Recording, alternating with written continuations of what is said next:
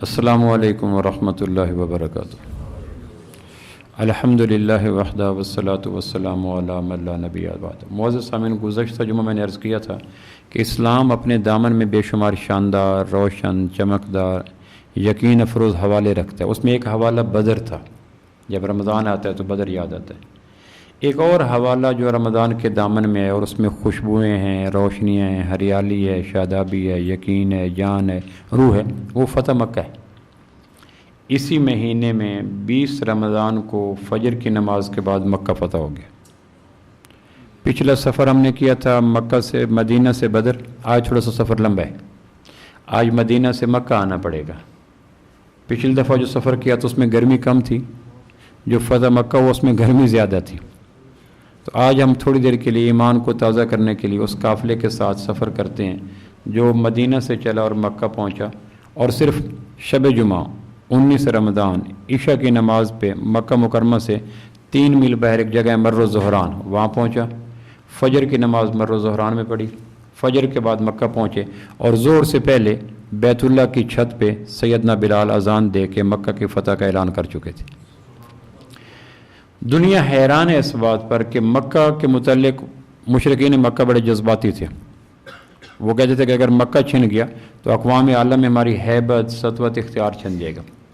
दुनिया के सिपह सलार और दुनिया की अस्करी क़यादत इस बात पे हैरान है कि 10,000 लश्कर लेकर आमना के लाल मदीना से चले 10 रमज़ान बुध को असर की नमाज के बाद, और 20 रमज़ान जुमे के दिन ज़ुहर की नमाज से पहले बैतुल्लाह की छत पे बिलाल ने अज़ान देकर फ़तह मक्का का ताज आमना के लाल के सर के ऊपर रख दिया।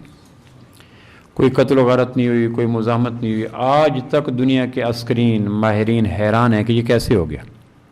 मदीना से चले हैं तो 10,000 अफराद साथ हैं, घोड़े हैं, ऊँट हैं, बकरियाँ हैं, औरतें हैं, बूढ़े हैं, अजानें हैं, खाना है, कुकिंग है, 5 वक्त की नमाजें हैं, किचन है, जगह जगह पे क़याम है। लेकिन मक्का वालों को पता उस वक्त चला है 10,000 आदमी, ऊँट बोलते हैं, घोड़े हिननाते हैं, लोग अजाने देते हैं, तकबीरें होती हैं, वुज़ू होता है, किचन चलता है, अंडिया बोलती है, खाने बोलते, 10,000 आदमियों को लेके चलना। और मक्का वालों को उस वक्त पता चला जब मक्का के ऊपर 3 मील के फासले पर शब जुमा को ईशा की नमाज पे 10,000 जगह पर मक्का के पहाड़ मर्र ज़हरान पे अल्लाह के महबूब फरमाया कि आग रोशन करो। तो मक्का वालों ने कहा ये क्या हो गया। अचानक मर्र ज़हरान के पहाड़ की चोटी पे जगमग जगमग। अरबों का मिजाज था कि वो 10 आदमी मिलकर एक आग जलाते थे, जिस तरह हमारे यहाँ होता है कि ये। उन्होंने देखा, अल्लाह के नबी ने एक हिकमत अमली की तरफ फरमाया कि हर शख्स आग जलाए। अब आप अंदाज़ा करें कि 10,000 आग के अलावा और एक आग के अलावा पे रफ सा 10 आदमियों की गैदरिंग, तो कितना एक प्रेशर बिल्डअप हो गया होगा। मक्का वाले हैरान थे कि ये रातों रात क्या हो गया। दुनिया के माहिरीन हैरान है कि ये कैसे हो गया। इख्फा और इश्तबा, जो साथ चलने वाले हैं उनको क्लियर नहीं हो रहा कि कहाँ जा रहे हैं। जिन पे हमला है उनको पता नहीं चला कि ये क्या हो गया। अल्लाह की ज़ात की कसम, दुनिया के माहिरीन इस बात पे हैरान हैं कि घोड़े साथ लेके, ऊँट साथ लेके, अफराद साथ लेके, 5 वक्त की अज़ानें देकर, रात को खाना पकाकर, फिर रमज़ान की सहरी अफ्तारी का मसला, फिर औरतें भी साथ। खुद अल्लाह के महबूब की 2 बीवियाँ साथ थीं, सैयदा मैमूना, सैयदा उम्मे सलमा रज़ी अल्लाह अन्हा, दोनों बीवियाँ साथ थीं। कई सहाबा की बीवियाँ साथ थीं। दुनिया अस्करियत और दुनिया फ़ौज की क़यादत करने वाले हैरान है कि ये कैसे हो गया। तो आज थोड़ा सा हम अपने ईमान की ताज़गी के लिए फ़तह मक्का को सुनते हैं, क्योंकि इसी महीने में हुआ, जुमे के दिन हुआ। और जुमे की नमाज़ आपने नहीं पढ़ाई चूँकि आप मुसाफिर थे। जुमे की ज़ुहर की नमाज़ पढ़ी और अज़ान दे दी और मक्का फ़तह हो गया और काम मुकम्मल हो गया। 15 दिन के बाद ये लश्कर दोबारा मदीना आ गया। सबसे पहले ये सुने कि मक्का फ़तह मक्का का सबब क्या था। थोड़ा सा इसको सुनने से यहाँ से हम गुफ्तगू का आगाज़ करते हैं। मक्का की फ़तह का सबब क्या था, मक्का पे हमला किया क्यों। 2 साल पहले फ़तह मक्का 8 हिजरी 20 रमज़ान जुमे के दिन हुआ। उससे 2 साल पहले मक्का मुकरमा में सुलह हुदैबिया हुई थी। आप हज़रात को शायद याद हो, सुलह हुदैबिया हुई थी। सुलह हुदैबिया में मुशरिकीन मक्का और अल्लाह के महबूब के दरमियान एक सुलह हुई थी। उस सुलह में बेशुमार दफ़ात थीं, शिक्कें थीं। उसमें एक शिक ये थी कि मुशरिकीन मक्का और मुसलमान 10 साल तक आपस में जंग बंदी का ऐलान करते हैं। क्योंकि मक्का सुलह हुदैबिया से पहले बदर हो चुकी है, 3 हिजरी में ओहद हो चुकी है, 5 हिजरी में खंदक हो चुकी है। पै दर पै जंगे जंगे जंगे, उसमें मुशरिकीन मर रहे हैं, सहाबा शहीद हो रहे हैं। तो 6 हिजरी को ذی قعدہ کے مہینے میں مکہ مکرمہ سے 10 میل کے باہر حدیبیہ کے مقام پر ایک پیچ اپ ہوا مسلمان اور مشرکین کے درمیان. لڑنا چھوڑو، تلوار چھوڑو، گفتگو کرو، ٹیبل ٹاک پہ آؤ، تیر و تلوار کو چھوڑو. تو یہ ایک معاہدہ ہوا جس کو صلح حدیبیہ کہتے ہیں. اس میں پہلی اور مین ایک شرط یہ تھی، اور بھی شرائط تھی. ایک شرط یہ تھی کہ 10 سال تک ہم ویپن لیس ہو جائیں گے، ہتھیار نہیں اٹھائیں گے، کوئی حملہ نہیں کرے گا. اس پہ سائن ہو گیا.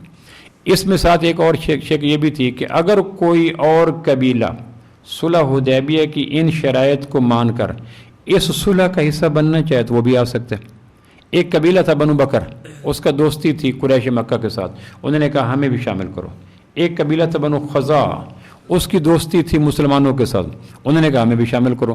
جس طرح مشرکین مکہ اور اللہ کے محبوب کی مسلسل جنگیں ہوئی، بدر ہوئی، احد ہوئی، خندق ہوئی، اس طرح ان دو قبیلوں کی بھی جنگیں ہوتی رہتی تھی، بنو بکر اور بنو خزاع کی جنگیں ہوتی. تو بنو خزاع افرادی اعتبار سے زیادہ تھے بنو بکر سے، تو انہوں نے کہا ہمیں بھی شامل کریں. تو مشرکین مکہ نے کہا بنو بکر ہمارے ساتھ مل کر صلح حدیبیہ کے معاہدے میں شامل ہونا چاہتے ہیں. آپ نے کہا ٹھیک ہے. بنو خزاع نے کہا ہم بھی مسلمانوں کی طرف سے شامل ہونا چاہتے ہیں. تو یہ بھی اسی معاہدے کی ڈور میں بند گئے کہ ہم لڑیں گے نہیں. 22 مہینے کے بعد، 22 مہینے تک یہ معاہدہ چلتا رہا. 22 مہینے کے بعد بنو بکر نے مشرکین مکہ سے اسلحہ لے کر، افراد لے کر رات کی تاریکی میں بنو خزاع کے اوپر حملہ کر دیا. 22 مہینے کے بعد رمضان سے جو پہلے مہینہ آتا ہے اس مہینے میں حملہ کر دیا. مشرکین مکہ بنو خزاع بھول چکے تھے کہ اب لڑائی ہوگی نہیں ہماری. انہوں نے اسلحہ رکھ دیا، تیر رکھ دیا، لڑنا جھگڑنا رکھ دیا، کام کاج پہ آگے. 22 مہینے کے بعد جب اچانک حملہ کیا اور مشرکین میں سے صفوان اور اکرمہ اور سہیل اور بے شمار افرادی قوت اور اسلحہ ساتھ مل کر انہوں نے راتوں رات حملہ کیا بنو خزاع کے اوپر. ان کے بے شمار لوگ مارے گئے، حتیٰ کہ رات کو ڈر کے بیچارے بھاگ کے حرم میں گئے تو انہوں نے حرم کے اندر بھی قتل کیا، حرم بھی خون میں نہا گیا. تو اس واقعہ کی خبر اللہ نے اپنے محبوب صلی اللہ علیہ وسلم کو مدینہ منورہ میں عطا کر دی کہ آپ کے ساتھ مل کر معاہدہ صلح حدیبیہ میں آنے والے بنو خزاع کے اوپر بنو بکر نے قریش کو ساتھ لے کر رات کی تاریکی میں حملہ کر دیا. سیدہ بخاری کی روایت، سیدہ میمونہ رضی اللہ عنہ ہماری جو ماں ہیں، ان کے گھر میں آپ علیہ السلام کی رات تھی. تو کہ حضرت میمونہ کہتے ہیں رات کے پچھلے پہر اللہ کے محبوب اٹھے، وضو کیا اور تہجد کے لیے مصلی پہ کھڑے ہوئے تو آپ نے فرمایا لبیک لبیک لبیک نصرتا نصرتا نصرتا، میں حاضر میں حاضر میں حاضر، آپ کی مدد کی جائے گی، آپ کی مدد کی جائے گی، آپ کی نصرت کی جائے گی. یہ جملے عام معمول سے ہٹ کے تھے، عام معمول سے. سیدہ میمونہ کہتے ہیں نفل سے آپ فارغ ہوئے تہجد سے تو میں نے پوچھا یہ کس کو لبیک آپ نے فرمایا اور کس کو نصرتا فرمایا؟ تو آپ فرمایا کہ جبریل نے مجھے بتلایا کہ اللہ کے محبوب بنو خزاع پر ظلم کیا ہے بنو بکر نے قریش مکہ کو ساتھ لے کر. تو یہ بہت بڑا نقص ہو گیا. اب مسلمانوں کا ذمہ تھا کہ اپنے ساتھ دینے والوں کا ہاتھ، یہ اسلام کا حسن ہے کہ جس کے ساتھ تعاون ہو پھر آدمی اس کا ساتھ دے. میں ایک خطیب کے لیکچر سن رہا تھا، میں سوچتا ہوں کبھی جب آدمی دین سے ہٹ کے مسلک پہ آتا ہے تو کیسی کیسی کلبازیں کھاتا ہے. وہ کہنے لگے دیکھ لیں کہ لبیک لبیک لبیک کا نعرہ تو اللہ کے نبی نے لگایا تھا. میں ہکو بکو ہو گیا. کہنے لگے شکر کرو 2 سالوں سے حج بند ہے، ورنہ اگر حج ہوتا تو وہاں لبیک اللہم لبیک کے بجائے لبیک لبیک لبیک یا رسول اللہ لبیک کے ہم نعرہ لگا دیتے. میں سوچنے لگا کہ جب آدمی اسلام کی چوٹیوں سے اترتا ہے اور مسلک کی پگڈنڈیوں پہ آتا ہے تو اس کو کیسے کیسے مضحکہ خیز کلابازیاں کھانی پڑتی، یعنی وہ کس بات سے کیا نتیجہ اخذ کر رہا ہے. نصرتا نصرتا نصرتا، مدد کی جائے گی.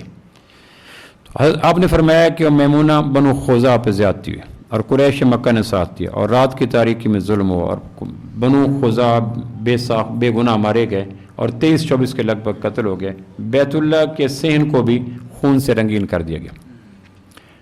قتل و غارت ختم ہوئی تو عمر بن سالم بنو خزاع کا ایک شخص تھا، وہ 40 آدمیوں کو لے کر 3 دن کے بعد مدینہ پہنچ گیا، کیونکہ اس نے شکایت تو اللہ کے نبی سے کرنی تھی. آپ مسجد نبی میں تشریف فرما ہیں اور وہ وہاں پہنچ گیا.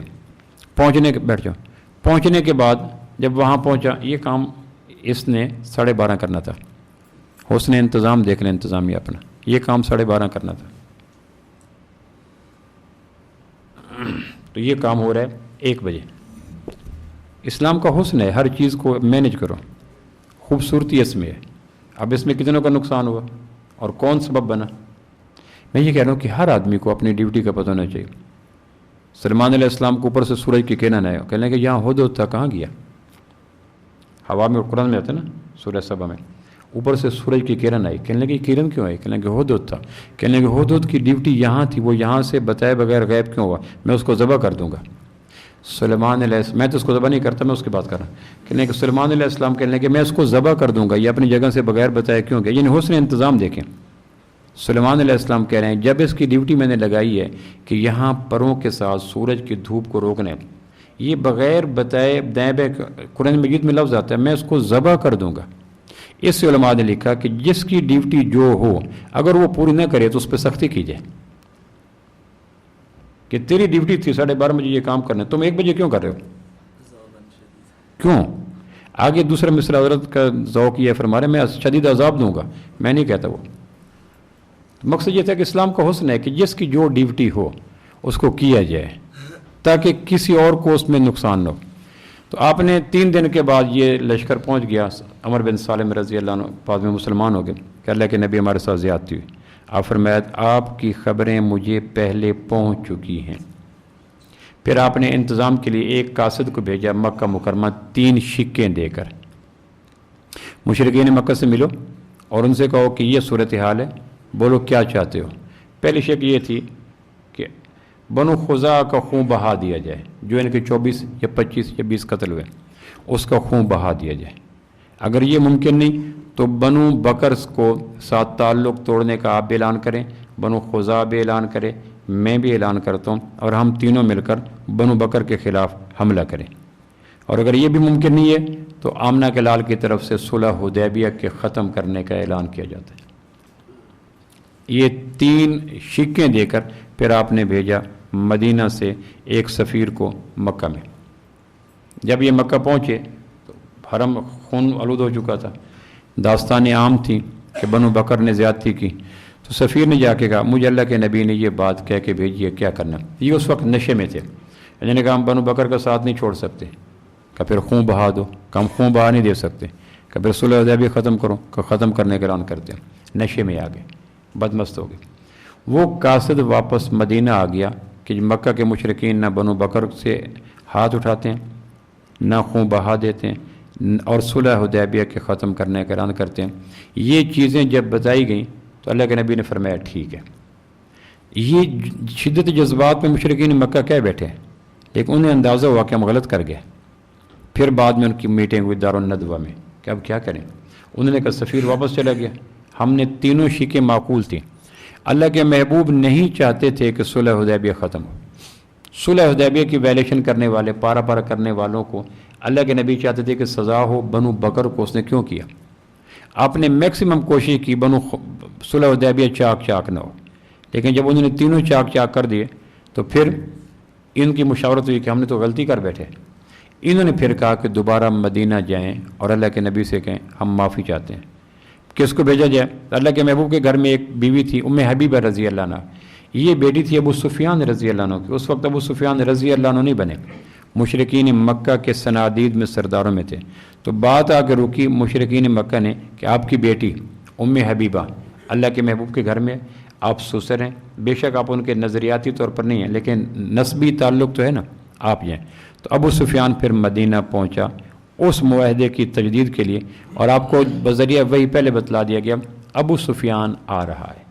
اور آپ نے ساتھ یہ بھی فرمایا کہ ابو سفیان ناکام جائے گا. آپ نے صحابہ کو کہہ دیا کوئی اس کے ساتھ اس کے سر پہ ہاتھ نہ رکھے. ابو سفیان آیا, بیٹی ام حبیبہ کو ملا رضی اللہ عنہ. ام حبیبہ ان کی بیٹی تھی. بستر بچھا ہوا تھا. ام حبیبہ کو پتہ چلا کہ بابا آیا, تو انہوں نے بستر اللہ کے محبوب کا لپیٹ دیا. تو ابو سفیان نے پوچھا میں قابل نہیں بستر کے یا بستر قابل نہیں میرے؟ تو ام حبیبہ کہنے لگے آپ قابل نہیں ہو بستر کے, کیونکہ آپ مشرک ہو, اور بستر آمنہ کے لال صلی اللہ علیہ وسلم کے. پھر اللہ کے نبی کے پاس کیا تھا, فرمایا کہ یہ کیا معاملہ ہوا تھا؟ بنو بکر پہ حملہ, بنو بکر نے حملہ کیا تھا, بنو خزاع کے قتل ہوئے تھے, سہیل صفوان اور اکرمہ ساتھ گئے تھے, تم نے رات کی تاریکی میں ساتھ دیا تھا, اسلحہ فراہم کیا تھا, میرا سفیر پہنچا تھا, تم نے تینوں معاہدوں کو توڑ دیا تھا, یہ کیا ہوا؟ پھر آپ خاموش ہو گئے. وہ بڑی منتیں کرتے رہا معاہدے کی تجدید کریں, معاہدے کو ایکسٹینڈ کریں, 10 سال کے بجائے 20 سال کر دیں, آپ خاموش ہو گئے.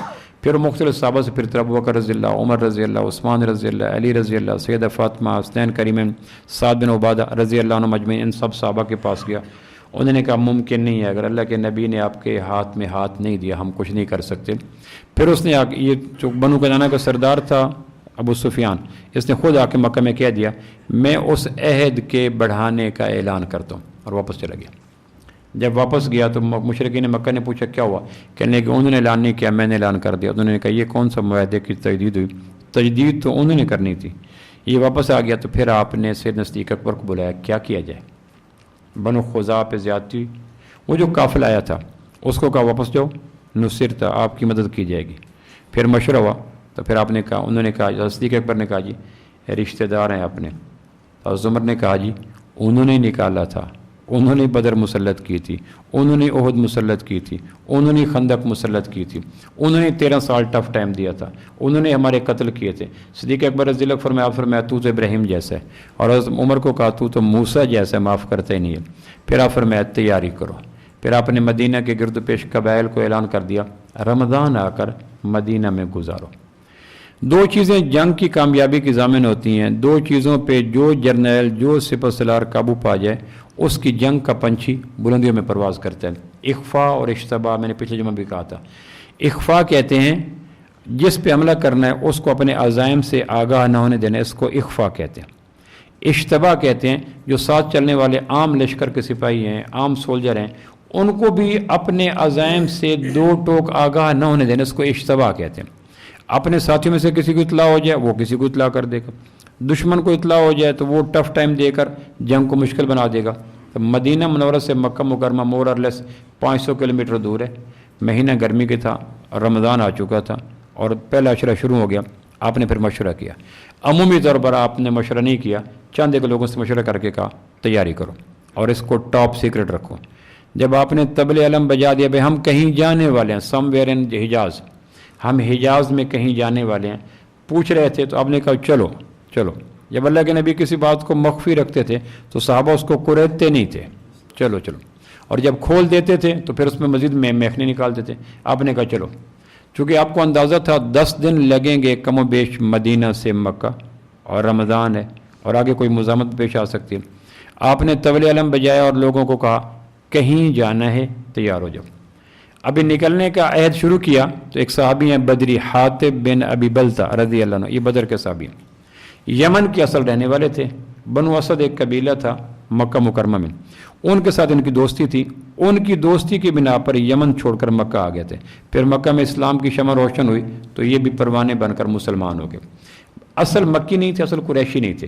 ان کا ساری فیملی یمن میں تھی. یمن سے اکیلے مائگریٹ کر کے مکہ آئے تھے.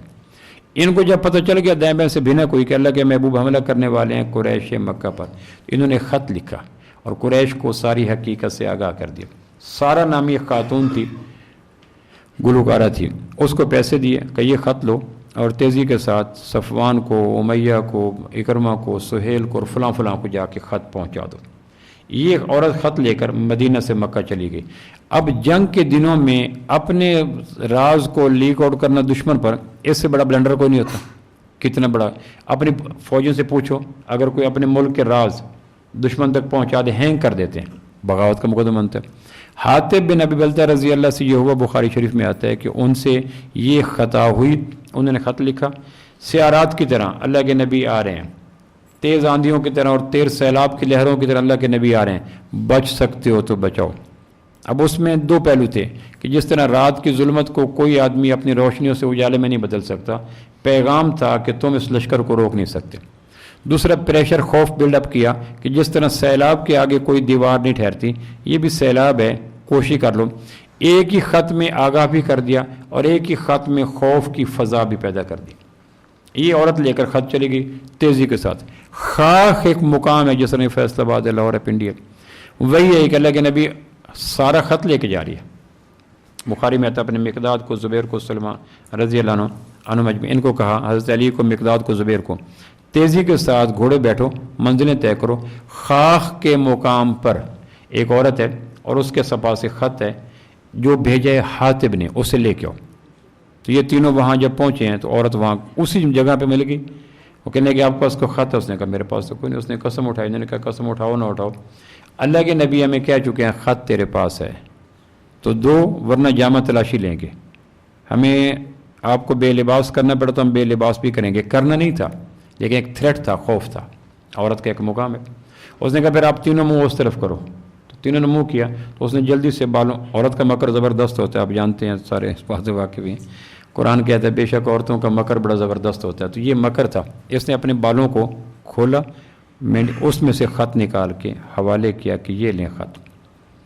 صحابہ نے پھر اس کو لیا یا نہیں لیا, اس میں دو روایتیں آتی ہیں. خط لے کے مدینہ پہنچے, اس میں پورے سیکریسی تھی کہ اللہ کے نبی لشکر جرار لے کر رات کے ظلمتوں کی طرح اور منہ زور سیلاب کی طرح مکہ بڑھ رہے ہیں, بچ سکتے ہو تو بچ جاؤ, فلاں کی طرف سے فلاں کے نام, یہ پورا لکھا تھا. حاتب بن ابی بلتہ کی طرف سے اکرمہ کے نام, سہیل کے نام, صفوان وغیرہ وغیرہ.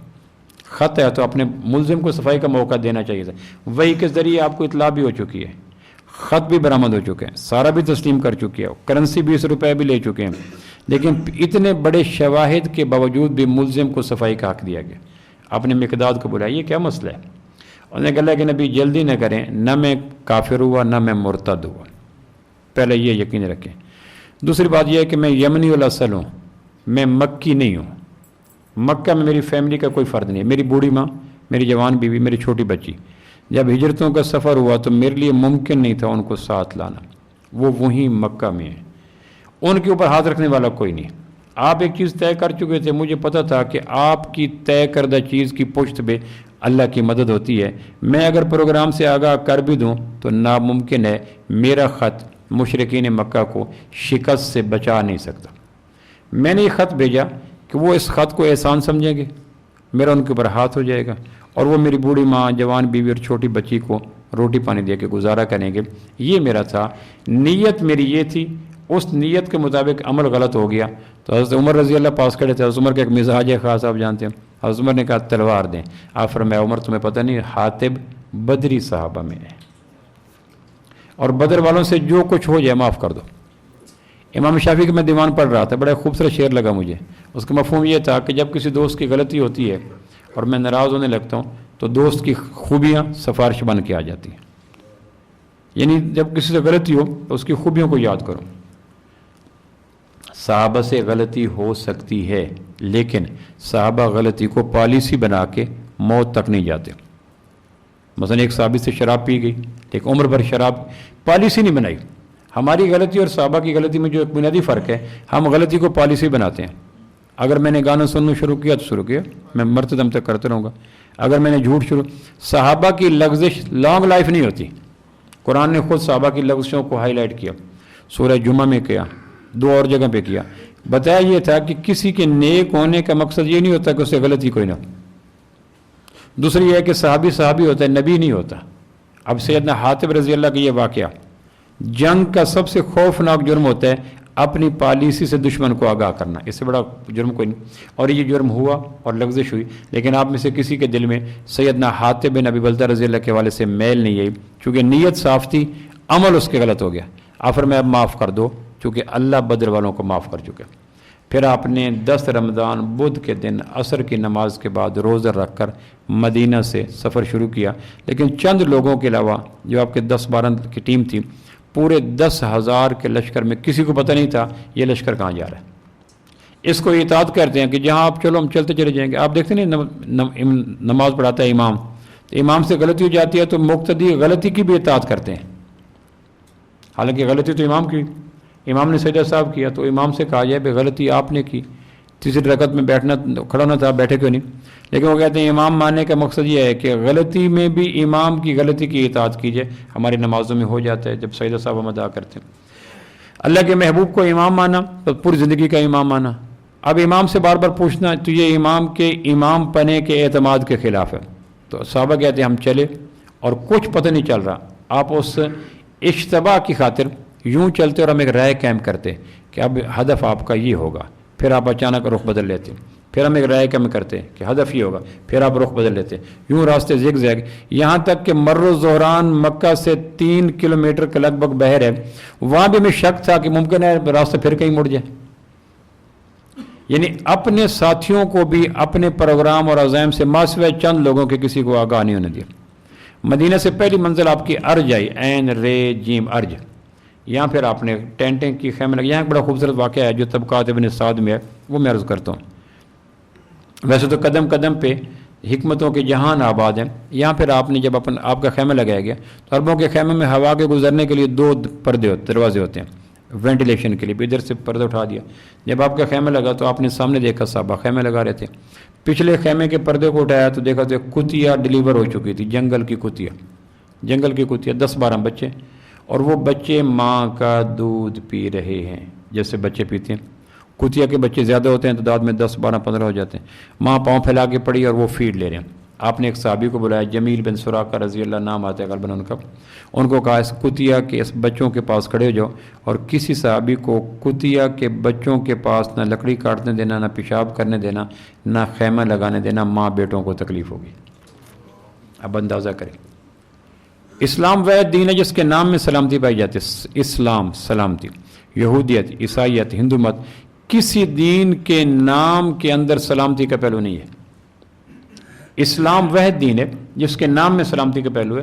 جنگل کی کتیا، نبی رحمت ڈیوٹی، صحابی کھڑے ہیں کہ جنگل کی کتیا کوئی ناحق کو پریشان نہ کرے، اور جو آتا، چونکہ صحابہ کی خواہش تھی کہ اللہ کے محبوب کے خیمے کے ساتھ خیمہ لگے، تو حضرت جمیل کہہ دیتے ماں بیٹا دودھ پی رہے ہیں، کوئی اس کے قریب نہ ہے۔ اب دیکھ لیں کہ یہ ہے نبی رحمت کا اسوہ کہ کتے اور اس کتی اور اس کے بچوں کو بھی ناحق تکلیف نہ ہو۔ اور آج خود سوچ لیں کہ ہماری ذات سے ہماری بیوی کو، ہمارے بچوں کو، ہمارے پڑوسیوں کو، ہمارے باس کو، ہمارے محتاط کو، ہمارے نوکروں کو، ہمارے ملازموں کو اذیتوں کے کتنے نشتر ہیں جو ہول سیل کے اعتبار سے لوگوں کے روحوں پہ چپ ہو گے اور دین کے نام پہ چپ جاتے ہیں۔ یہاں پھر آپ علیہ السلام سفر شروع کیا اور راستے بدلتے گئے۔ یعنی میں نے عرض کیا کہ تاریخ انسانی میں 10,000 لوگ، اس میں گھوڑے پہ، پیدل، اونٹ پہ، عورتیں، 5 وقت اذانیں تو ہیں، 5 وقت تکبیر تو ہے، 5 وقت وضو تو ہے، 5 وقت میں گھوڑے کو باندھنا اٹھانا تو ہے، لیکن مجال ہے کہ اپنے چلنے والوں کو پتہ نہیں چلا کہ کہاں جا رہے ہیں۔ مشرکین مکہ تو خیر بہت دور بیٹھے تھے۔ ابھی آپ سفر شروع کیا اور یہ ابو سفیان واپس مکہ چلا گیا اور ان کے ذہن میں خوف بھر گیا کہ ہماری بات مانی نہیں گئی۔ پھر آپ چلتے گئے، راستے میں مکہ مکرمہ کے قریب، چونکہ آپ کے ساتھ آپ کی 2 بیویاں تھیں، حضرت میمونہ رضی اللہ عنہ، حضرت ام سلمہ رضی اللہ عنہ، راستے میں 2 آپ کے کزن آپ کو ملنے کے لیے۔ ابو سفیان بن حارث آپ کے تائے ابو تھے، حضرت عبداللہ جو آپ کے 11 چچا ہیں ان میں سب سے بڑے چچا حارث تھے۔ حارث کا بیٹا تھا ابو سفیان۔ ایک ابو سفیان وہ ہے جو آپ کا سسر تھا، وہ ابو سفیان بن حرب ہے، یہ ابو سفیان بن حارث ہے۔ یہ مکہ مکرمہ میں اللہ کے نبی کا اعلان نبوت سے پہلے بڑا جگری یار تھا، فرسٹ کزن بھی تھا چونکہ طائے کا بیٹا تھا۔ جب آپ نے اعلان نبوت کیا تو پھر یہ مخالف ہو گیا، پھر یہ طرح طرح کی بات، شہر تھا بہت بڑا، پھر آپ کے خلاف کلام لکھتا، مجرے والوں کو کلام دیتا، ہجویہ کلام پڑھے جاتے اور آپ کو بڑی اذیت ہوتی تھی۔ دوسرا ایک آپ کا پھوپھا زاد بھائی تھا، آپ کی پھوپھو تھی ریل عاتقہ، حضرت عبداللہ کی بہن عاتقہ، ان کا بیٹا تھا عبداللہ، وہ بھی آ گئی۔ یہ دونوں مسلمان ہونے کے لیے ہے، اور یہ حضرت ابو سفیان بن حارث کزن بھی ہیں اور دونوں نے حلیمہ کا دودھ پیا ہے۔ ابو سفیان رضی اللہ نے بھی حلیمہ کا دودھ پیا تھا، اس لیے وہ رضائی بھائی بھی ہو گئے۔ عاتقہ رضی اللہ عنہ کا بیٹا، عاتقہ سگی پھوپھو ہے، ان کا بیٹا عبداللہ ہے، اور عاتقہ عبداللہ اور حضرت ام سلمہ یہ دونوں ماں شریک بھائی بھی ہیں، اس لیے حضرت عبداللہ آپ کے سالے بھی ہو گئے اور آپ کے فرسٹ کزن بھی ہو گئے۔ تو یہ دونوں مسلمان ہونے کے لیے ہے۔ آپ نے کہا انہوں نے مجھے بڑی اذیتیں دی تھی، میں ان کو معاف نہیں کرتا، تو وہ دائیں بائیں منت کرتے رہے اپنے۔ پھر حضرت ام سلمہ رضی اللہ عنہ کے پاس ہے، چونکہ حضرت ام سلمہ کے رضائی بھائی تھے حضرت عبداللہ، انہوں نے کہ مہربانی کریں کو معافی کی صورت لے دیں۔ اللہ کے نبی اس وقت مکہ کے قریب پہنچ رہے ہیں، تو حضرت ام سلمہ ہے کہ یا رسول اللہ آپ کے دامن رحمت میں بڑے بڑے مجرم آ کے چھپ جاتے ہیں، یہ حارث کا بیٹا ہے جو آپ کا طائے ابو، یہ عاتقہ کا بیٹا ہے جو آپ کی پھوپھو، اگر آپ کا باپ عبداللہ ہوتا تو آپ کتنے خوش ہو کہتے، اور اگر آپ کا طائے حارث آتا تو آپ ان کو معاف کر دیں۔ تو آپ فرمایا تم ام سلمہ تم جانتی نہیں ہو ان دونوں نے میرے ساتھ مکہ میں کیا کیا کیا تھا، کزن تو قریب ہوتے ہیں، رشتہ دار تو بھائی ہوتے ہیں، انہوں نے میرے ساتھ کیا کیا کہ تو آپ نے پھر اعلان نہیں کیا۔ تو ابو سفیان کے ساتھ اس کا بیٹا تھا، اس نے کہا جی اگر معاف نہ کیا تو اس ذات کی قسم جو مجھے محروم کر رہی ہے، میں اپنے بیٹے کو لے کر جنگلوں میں چلا جاؤں گا، صحرا میں مر جاؤں گا، لوٹ کے گھر نہیں آؤں گا۔ پھر حضرت علی کے پاس ہے، حضرت علی نے کہا تمہیں ایک بتاؤں ایک بات، اس سے امید ہے تمہاری معافی ہو جائے گی۔ کہنے کہ کیا؟ کہنے کہ تم برادران یوسف ہو اور تم نے یوسف کو اپنے یوسف کو مدینہ بھیج دیا تھا، جس طرح برادران یوسف نے اپنے بھائی یوسف کو کنعان کے کنویں میں پھینکا، تم برادران یوسف ہو اور تم نے اپنے یوسف کو مکہ مکرمہ سے نکال کر مدینہ کے کنعان کے کنویں میں پھینکا تھا۔ تو جب مصر کا تخت ملا حضرت یوسف علیہ السلام کو تو برادران یوسف نے جو جملے پاس کیے تھے تم وہی جملے پاس کرو۔ مجھے یقین ہے کہ ان کے جملوں کے جواب میں جو یوسف علیہ السلام نے اپنے 11 بھائیوں کو کہا تھا، اللہ کے نبی بھی تمہیں وہی کہہ دیں گے۔ یہ سیدنا علی نے مشورہ دیا حضرت عبداللہ کو اور حضرت ابو سفیان کو۔ تو انہوں نے پھر آ کے آیت پڑھی سورہ یوسف والی، انا کننا لخاطئین، ہم تو جو لمبی آیت تھی، جو برادران یوسف نے یوسف علیہ السلام کے سامنے کہا تھا ہم معافی چاہتے ہیں، ہم خطا کار ہیں۔ جب آپ نے یہ جملہ سنا تو آپ نے فوراً وہی جملہ فرمایا جو مصر میں یوسف علیہ السلام نے کہا تھا، لا تثریب علیکم اليوم، تمہاری غلطی کو نہیں، چلو تم معاف کیا۔ اور یہ دونوں پھر جدی دشمن صحابی بن کے اللہ کے نبی کے ساتھ دوبارہ مکہ کے لشکر میں شامل ہو گئے۔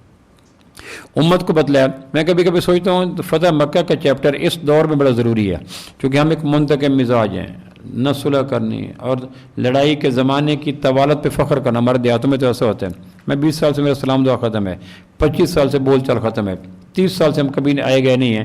یہ جملہ جب دہرایا جاتا ہے نا تو اس میں ایک گنا فخر ہوتا ہے، اس میں ایک عزت ہوتی ہے۔ جتنے لڑائی کا زمانہ طویل ہو اتنا ہی اس زمانے سے ہم اپنی عزت لیتے ہیں۔ میرا کبھی بول بلارا نہیں ہے۔ اس دور میں فتح مکہ بڑا ضروری ہے کہ ابو سفیان نے کیا کہا، عبداللہ نے کیا کہا، آپ نے معاف کر دیا۔ راستے میں حضرت عباس مل گئے۔ حضرت عباس اپنی فیملی کے ساتھ ہجرت کر کے مدینہ آ رہے تھے۔ آپ نے ان کو کہا بچوں کو مدینہ بھیج دو اور تم میرے ساتھ مکہ چلو۔ چلتے چلتے رات کو عشاء کا وقت آیا تو یہ قافلہ جا کر مدینہ منورہ سے 3 میل باہر یا 3 کلومیٹر باہر ایک پہاڑی سلسلہ ہے، مطلب طویل لمبا ابھی موجود ہے، مر و زہران، وہاں جا کر آپ نے قیام فرمایا اور آپ نے حکمت عملی کے ساتھ فرمایا جتنے لوگ ہیں ہر شخص اپنا آگ کا الاؤ الگ روشن کرے، تاکہ اہل مکہ کے دلوں میں اگر مزاحمت کا یا سامنے پنجہ آزمائی کا خوف ہو تو زیادہ لشکروں کو دیکھ کر، آگ کو دیکھ کر وہ لڑنے کا جذبہ ختم کر دیں گے۔ تو 10,000 کم و بیش مقامات پہ آگ جلی تو اہل مکہ نے دیکھا کہ مر و زہران کے پہاڑوں پہ جگمگ جگمگ جگمگ۔ تو یہ پھر 2-3 آدمی بدیل، حکیم اور ابو سفیان، یہ بڑے سردار تھے۔ یہ پھر وہاں سے آئے کہ یہ کون ہے؟ انہوں نے کہا یہ بنو خزاع نہ ہو۔ ان کے ذہن میں لاشعور میں خوف تھا کہ بنو بکر پہ نے حملہ کیا تھا، بنو خزاع پر وہ حملہ کرنے کے لیے۔ تو یہ ابو سفیان کہنے لگا بنو خزاع کے پاس اتنی افرادی قوت کہاں سے ہو سکتی ہے؟ یہ تو پورا مر و زہران جگمگ کر رہا ہے، لگتا ہے یہ لاکھوں کی تعداد ہے۔ تو حضرت عباس چونکہ ابھی یہیں سے واپس ہوئے تھے تو حضرت عباس نے لشکر کو دیکھا، افراد کو دیکھا تو ان کی خواہش تھی اہل مکہ اللہ کرے سامنے مزاحمت پہ نہ آئیں ورنہ گجر مولی کی طرح کاٹ دیے جائیں گے۔ جب مر و زہران پہاڑ پہ جا کر اللہ کے محبوب کا خیمہ لگایا گیا، قصوہ اونٹنی ساتھ باندھی گئی تو حضرت ابو سفیان نے قصوہ اونٹنی وہاں سے لی، اس پہ بیٹھے اور مر و زہران پہاڑ کی جڑ میں چلے گئے کہ کوئی گوالا مل جائے، کوئی مکہ کا آدمی مل جائے، چونکہ رات ہو چکی تھی۔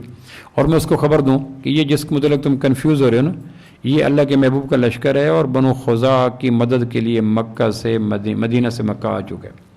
اتنے میں جب جڑ پہ اترے ہیں تو وہاں ابو سفیان کو دیکھا، حکیم کو دیکھا، بدیل بن ورقہ کو دیکھا، یہ تینوں مشرکین مکہ تھے، یہ تینوں پھر صحابی بن گئے۔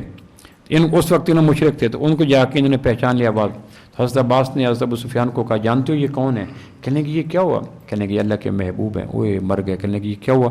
کہ وہ جو تم نے معاہدہ شکنی کی تھی اور بنو بکر کو ویپن دیے تھے اور حملہ کے لیے تیار کیا تھا، یہ وہ لوگ آ گئے۔ انہوں نے کہا عباس کو بچانے کی صورت بناؤ۔ کہنے کہ پھر میرے ساتھ قصوہ اونٹنی پہ بیٹھ جاؤ۔ پورے 10,000 کے ارد گرد جو پہرے پہ ڈیوٹی تھی اس کے انچارج فاروق اعظم رضی اللہ عنہ تھے۔ حضرت عباس کو انجانا خوف تھا کہ اگر حضرت عمر نے دیکھ لیا کہ میں ابو سفیان کو لے کے جا رہا ہوں تو ابو سفیان نے حضرت عمر نے قصوہ اونٹنی کی رعایت رکھے بغیر نیزے مار مار کے میرے اس اونٹنی کے بروز ابو سفیان کا تکہ بوٹی کر دینی ہے۔ تو انہوں نے پھر جلدی جلدی ابو سفیان کو بٹھایا اور تیزی کے ساتھ کپڑا اڑا کر اللہ کے محبوب کا خیمہ تھا وہاں لائے۔ تو راستے میں لوگوں نے دیکھا چونکہ جگہ جگہ پہ آگ کے علاوہ روشن تھے تو پہچانے گئے۔ تو حضرت عمر نے پہچان دیکھ لیا کہ ابو سفیان، حضرت عمر کے رگے غصہ بھڑکی، انہوں نے کہا اللہ کے نبی بغیر کسی معاہدے کے ابو سفیان قابو آ گیا۔ تو حضرت عباس نے کہا میں امان دے چکا۔ اس نے کہا میں امان قبول نہیں کرتا۔ تو حضرت عباس نے کہا بنی عبد مناف کا چونکہ ابو سفیان نہیں ہے نا، اگر بنو عدی کا ہوتا، بنو عدی قبیلہ تھا حضرت عمر کا، اگر بنو عدی کا کوئی شخص ہوتا تو تم اس امان کو قبول کرتے، چونکہ میرے قبیلے کا ہے۔ اس لیے یہ کہہ کر انہوں نے اونٹ سے اتارا اور دھکا دے کر اللہ کے محبوب کے خیمے کا کہ یہاں چلے جاؤ، یہ اس وقت واحد مقام ہے آپ سے بچنے کا۔ اللہ کے محبوب نے دیکھا تھا ابو سفیان کلا بازیاں کھاتا، وہاں دوبارہ خیمے میں آ گیا۔ تو آپ فرمایا یہ کیا ہوا؟ کہ اللہ کے نبی اس طرح مجھے عباس لے کے، پھر اللہ کے نبی نے اتنے عشاء کی اذانیں شروع ہو گئی، لوگ نماز پڑھنے لگے تو آپ نے حضرت عباس کو کہا ایسی جگہ پہ ابو سفیان کو بٹھاؤ جہاں یہ نماز کو دیکھ، چونکہ مکہ میں نماز نہیں تھی، جماعت کی نماز، 5 وقت کی نماز، رکوع سجود قیام، یہ جو اب نماز ہے یہ پوری حیت کے ساتھ پہلی دفعہ ابو سفیان جماعت کے روپ میں دیکھ رہا تھا۔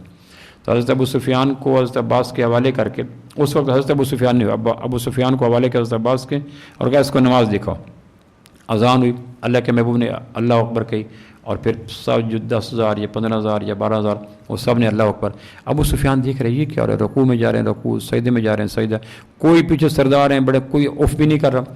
اس نے کہا کہ اتنی اطاعت تو میں نے دنیا میں کسی بادشاہ کی نہیں دیکھی کہ تمہارا بھتیجا جو کہتا ہے وہی کرتے چلتے جائیں، یہ بڑی مشکل ہے اطاعت کرنا، میں نے تو کبھی اتنی اطاعت دی۔ یہ کافر نماز سے امت کا سبق لے رہا ہے کہ اتنی اطاعت کے رکوع میں جاتے ہیں تو رکوع میں، سجدے میں جاتے ہیں سجدے میں کھڑے ہوتے ہیں۔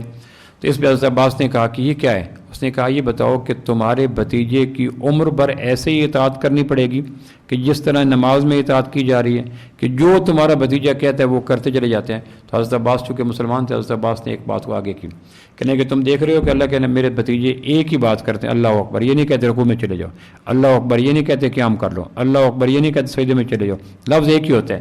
لیکن صحابہ جانتے ہیں کہ اس اللہ اکبر کا منشا رکوع ہے، اس اللہ اکبر کا منشا سجدہ ہے، تو ہمیں پوری زندگی اللہ کے محبوب کے حکم نہیں، اللہ کے محبوب کی منشا کو دیکھ کے چلنا پڑے گا کہ اللہ کے محبوب کا اس اللہ اکبر سے منشا کیا ہے۔ عشاء کی نماز ہوئی، پھر اس کے بعد آ کے ڈائلاگز ہوئے، حضرت بدیل بھی تھے، حکیم بھی تھے، پھر حضرت ابو سفیان رات مسلمان ہو گئے، اور فجر کی نماز ہوئی تو پھر آپ فرمایا بھی اب چلو مکہ کی طرف۔ تو حضرت عباس نے کہا اللہ کے نبی مکہ والے مزاحمت نہ کریں، تو آپ نے پھر مزاحمت کم کرنے کے لیے فرمایا جو ابو سفیان کے گھر چلا گیا اس کو معافی کا اعلان کر، یہ ابو سفیان بدر میں، یہ ابو سفیان احد میں، یہ ابو سفیان خندق میں، 10,000 کا لشکر لے کے ابو سفیان خندق میں آیا تھا۔ اسی ابو سفیان نے 13 سال ٹف ٹائم دیا مکہ میں، اسی ابو سفیان نے 8 سال تک 21 سال تک ٹف ٹائم جتنا ملا اس میں بنیادی کردار ابو سفیان کا تھا۔ آپ فرمایا جو ابو سفیان کے گھر چلا جائے گا اس کو کچھ نہیں کہا جائے گا۔ تو ابو سفیان کہنے لگے کہ میرا گھر تو چھوٹا سا ہے، آپ فرمایا جو حرم میں چلا جائے گا اس کو بھی کچھ نہیں کہا جائے گا۔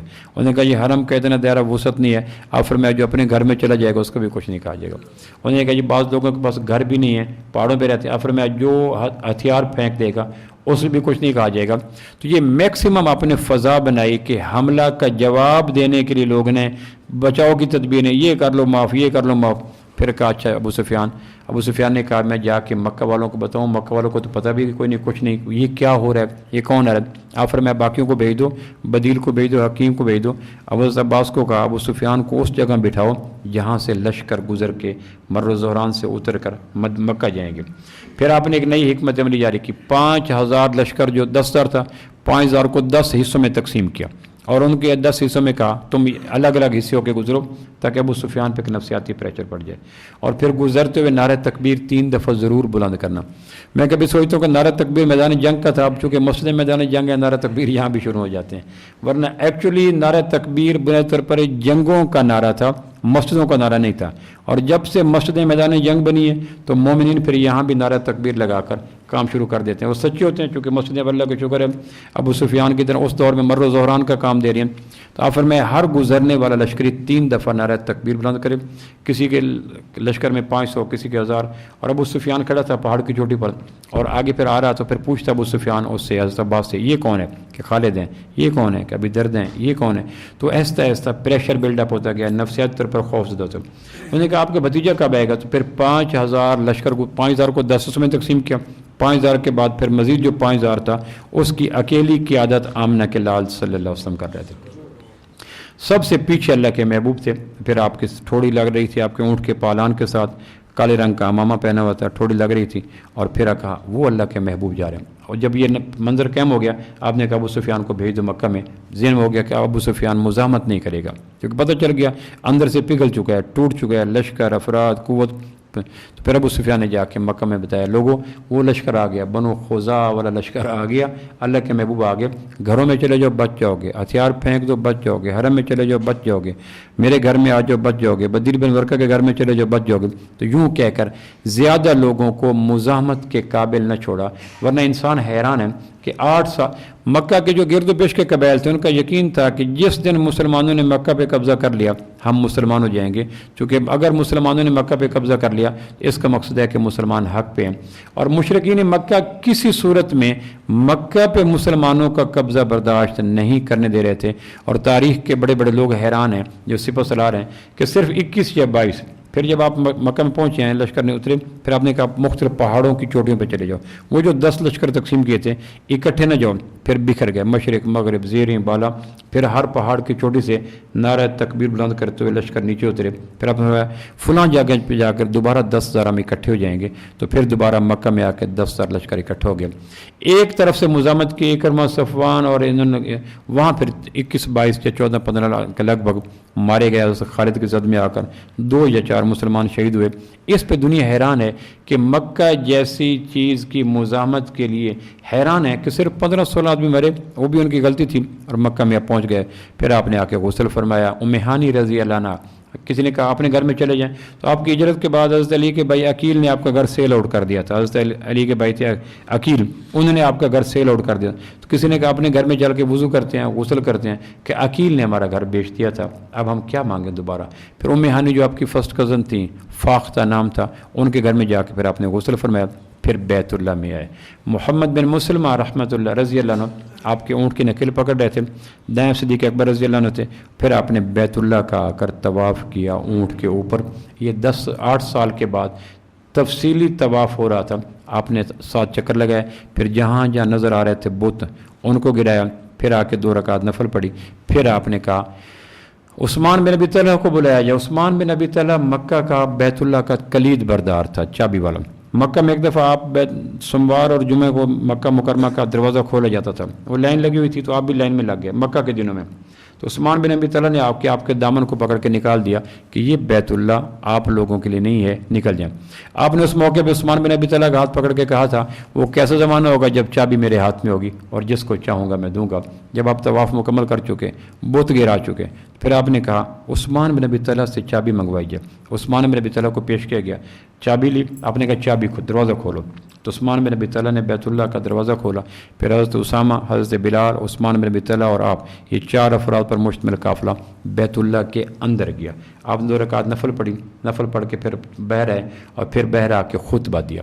وہ خطبہ کمال کا جو آپ نے یہ طواف سے، چونکہ مکہ والے سارے سر جھکا کے کھڑے تھے، اسلحہ نہیں تھا، ڈر چکے تھے، پریشر پڑ چکا تھا، گھروں میں چلے گئے، تو سارے بیت اللہ کے اندر پہاڑوں کی چوٹیوں پہ مسلمانوں کا قبضہ ہو چکا تھا۔ تو آپ نے یہاں آ کے ایک اپنے لہجے میں مصنوعی غصہ پیدا کیا، چونکہ آپ نے مصنوعی غصہ، آپ فرمایا جانتے ہو تمہارے ساتھ آج کیا ہوگا؟ تو ان کو یاد آ گیا 21 سال کے زمانہ، شاب ابی طالب، قید، طلاقیں، قتل، ہجرتیں، بدر، احد، خندق، تانے، تشنیع، وہ سارے چیپٹر کھل گئے۔ تو عرب تو منتقم مزاج تھے، آپ نے کہا جانتے ہو تمہارے ساتھ کیا ہوگا؟ تو انہوں نے کہا جی آپ کریم ہیں، ہمارے کریم بھائی ہیں، اور ہمارے چچا کریم بھائی حضرت عبداللہ کے بیٹے ہیں، ہمیں یقین ہے آپ کچھ نہیں کہیں گے۔ تو آپ نے اپنے لہجے میں مصنوعی جو غصہ تھا اس کو دور کیا، اور آپ نے وہی فرمایا لا تثریب علیکم اليوم، تمہاری غلطی کوئی نہیں، جو میں نے تم سب کو معاف کر دیا۔ یہ ایک ایسا تھا، دنیا انسانیت میں اتنا مکمل قبضہ شاید آج تک کسی کو نہیں ہوا جتنا مکمل قبضہ فتح میں ہوا، اور جتنے منتقم مزاج سامنے تھے اتنا کوئی نہیں۔ 21 سال کی طویل جرم کی فہرست، اس میں سارے کھڑے تھے۔ تو آپ نے کہا لو میں نے سب کو معاف کر دیا۔ بعض کتابوں میں آتا ہے کہ 15 کے لگ بھگ آپ لوگوں کو کہا ان کو معاف نہ کرنا، باقی جو ہیں، اور بعض لوگ کہتے ہیں 15 بھی ممکن نہیں تھے، آپ نے معاف کر دیا۔ جب یہ اعلان سنا تو یوں لگا جیسے قبروں سے نیچے لوگ دوبارہ نکل آئے ہوں۔ قبروں سے نیچے اترنے کے بعد آپ نے کہا معاف کر دیا، اب جو بھی ہے آئندہ کے لیے چلے جاؤ۔ پھر یہاں آپ نے کہا معاف کرنے کے بعد پھر آپ نے بیت اللہ کا طواف کیا۔ فضالہ بن عبید ایک مشرک تھا، اس نے خنجر چھپا کے چل رہا تھا، اس کے دل میں تھا کہ اللہ کے نبی جب طواف کرتے مصروف ہوں گے تو میں خنجر مار کے آپ کو شہید کر دوں گا۔ تو 2-3 دفعہ فضالہ کے ساتھ آپ گزرے اور اس کے ہونٹ حرکت کر رہے تھے۔ 30 دفعہ آپ نے فضالہ کے قریب گزر کے کہا کیا کر رہے ہو؟ اس نے کہا اللہ کا ذکر کر رہا ہوں۔ تو آپ نے سینے پہ ہاتھ مار کے کہا اللہ جو زبان سے کہتا ہے اس کے دل میں بھی یہ بات اتار دے۔ اس کے ہاتھ سے خنجر گر گیا اور اس نے کلمہ پڑھ لیا۔ پھر اب زور کی نماز کا وقت ہے، آپ نے کہا بلال مکہ کی فتح کا اعلان کرو اور بیت اللہ کی چھت پہ کھڑے ہو کے اذان دو۔ تو سیدنا بلال رضی اللہ نے، اس دن جمعہ تھا، 20 रमज़ान थी और 8 हिजरी थी और बैतुल्लाह की छत पे खड़े होकर अजान दी। यूं मक्का का फ़तह का चैप्टर मुकम्मल हुआ और आपने कह दिया लोगों आज के बाद अल्लाह ने मक्का मुसलमानों के हवाले कर दिया, अंदर बहर के बुत गिरा दिए गए। तो ये मक्का का मैंने मुख्तरन आपको इसलिए अर्ज़ किया कि हम अपने बच्चों को ग़ज़वात सुनाया करें। इसमें ईमान है, रोशनी है, ताज़गी है, क़ुव्वत है, असलाफ़ से मोहब्बत है, रहम की अपीलें हैं, माफ़ी की ना। इस दौर में मक्का की फ़तह मक्का को तफसीली पढ़ना बड़ा ज़रूरी है क्योंकि हम इस दौर में माफ़ करने की रविश को भूल चुके हैं। तस्बीह, तिलावत, इशराक, चाश, चिल्ला, जमात, ये सारी चीज़ें हैं, लेकिन माफ़ करने के फूल मुरझा गए हैं। मुंतकिम मिजाज हैं, भतीजे से नाराज़ हैं तो नाराज़ हैं, भांजों से नाराज़ हैं, ससुर से नाराज़। तो ये मक्का का फ़तह 20 रमज़ान को हुआ, जुमे के दिन हुआ, ये पैगाम देता है कि माफ़ी की चादर को वसी करें। अगर उनके जराइम इतने ज़्यादा हों जितने मुशरिकीन मक्का के जुर्म से जिनसे हम नाराज़ हैं उनके जराइम ज़्यादा हों तो फिर मुमकिन है गुंजाइश निकल आए, और अगर कम हों तो फिर माफ़ी करने की कोशिश करें। अल्लाह करीम मुझे और आपको अमल की तौफीक नसीब फरमाए।